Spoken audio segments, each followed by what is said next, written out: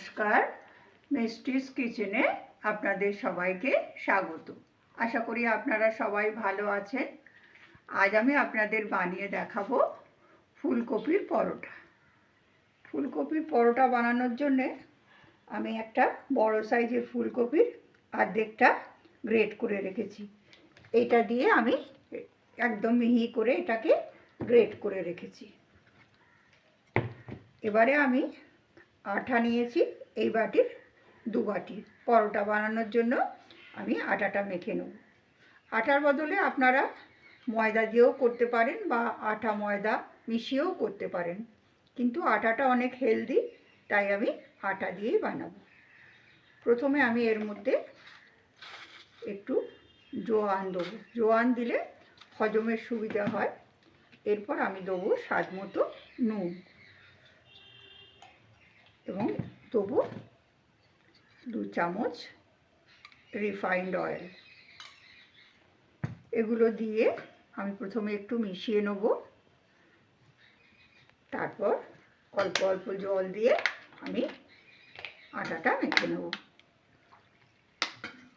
এটা আটা রুটি বা পরোটা করতে আপনারা যেরকম আটা মাখেন তার চেয়ে একটু নরম হবে, একটু নরম। আমি অল্প অল্প জল দিয়ে এবার এভাবে আটাটা মেখে নেব। আমার আটাটা মাখা হয়ে গেছে। আমি এটাকে লেচি কেটে রেখে দিয়েছি।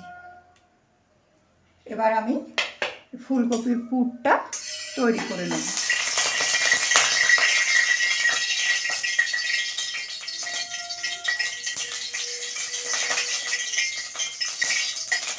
তেলটা আমার গরম হয়ে গেছে। এবার আমি এর মধ্যে দেবো আদা। আপনারা কাঁচা লঙ্কা দেবেন, যেরকম ঝাল খেতে চাইবেন সেরকম ঝাল অনুযায়ী কাঁচা লঙ্কা দেবেন। আমি আর কাঁচা লঙ্কাটা দিচ্ছি না। এটাকে আমি একটু এরকমভাবে ভেজে নেব। তারপরে এই গ্রেট করে রাখা ফুলকপিটা আমি এর মধ্যে দিয়ে দেব। ফুলকপিটা আমি সামান্য ভাপিয়ে নিয়েছি।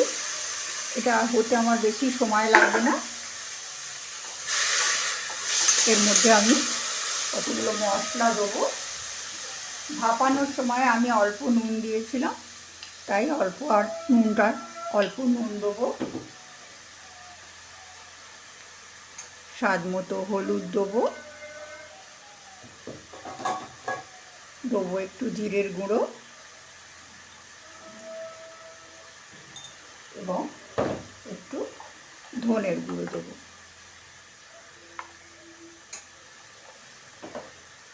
এগুলো দিয়ে আমি একটু, আমার ফুলকপিটা যেহেতু ভাপানোই ছিল, এটা বেশি সময় লাগবে না।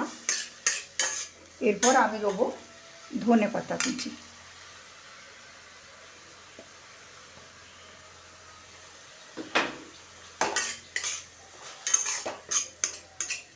এটাকে আমি একটু 2-4 মিনিট নেড়ে চেড়ে তৈরি করে নেব।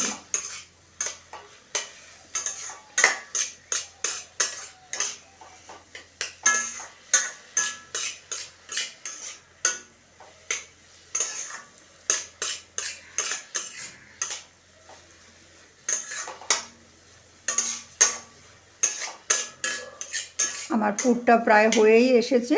এবার আমি এর মধ্যে অল্প একটু গরম মশলা দিয়ে দেবো। দিয়ে আবার এটাকে এরকমভাবে ভালোভাবে মিশিয়ে নেব।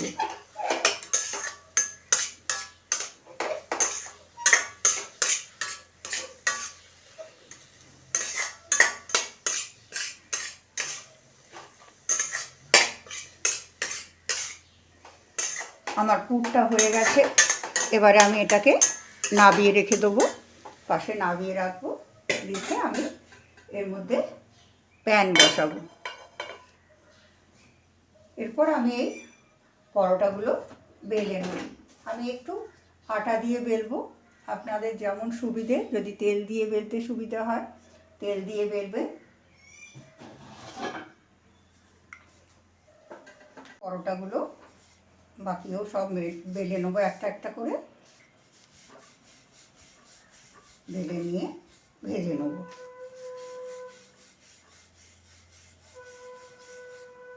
এর মধ্যে আমি পুরটা দেবো।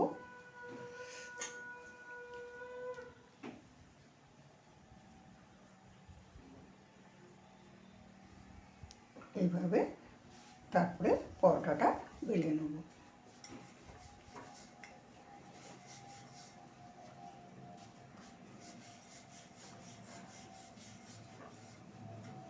এইভাবে একটা একটা করে পরোটা আমি বেলে নেব এবং তারপরে ভেজে নেব।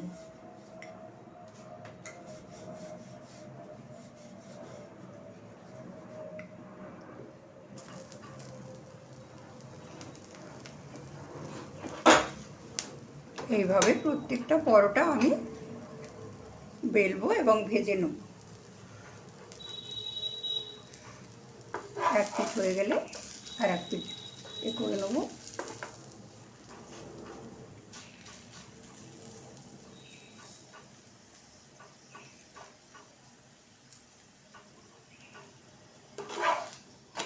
এবার এর মধ্যে একটু তেল দেবো। তেল দিয়ে আমি এপিট ওপিট করে ভালো করে ভেজে নেব।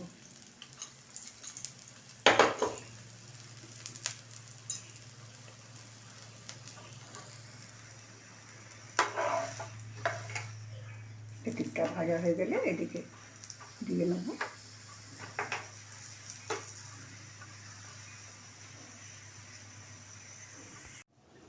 আমার ফুলকপি পরোটা পরিবেশনের জন্য তৈরি। এটা আমি দইয়ের সাথে পরিবেশন করব। দইয়ের মধ্যে একটু চাট মশলা মিশিয়ে দেবো, দারুণ লাগবে খেতে। আমার এই রেসিপিটা যদি আপনাদের ভালো লাগে তাহলে একটা লাইক করবেন এবং বন্ধুবান্ধবদের সঙ্গে শেয়ার করবেন এবং আমার চ্যানেলকে সাবস্ক্রাইব করবেন। আপনারা সবাই ভালো থাকুন, সুস্থ থাকুন এবং কমেন্টে জানাবেন আমার রেসিপিগুলো আপনাদের কেমন লাগছে। আপনাদের কমেন্ট পড়তে আমার প্রচণ্ড ভালো লাগে। আপনারা সবাই ভালো থাকুন। আবার দেখা হবে আমার পরের ভিডিওয়ে।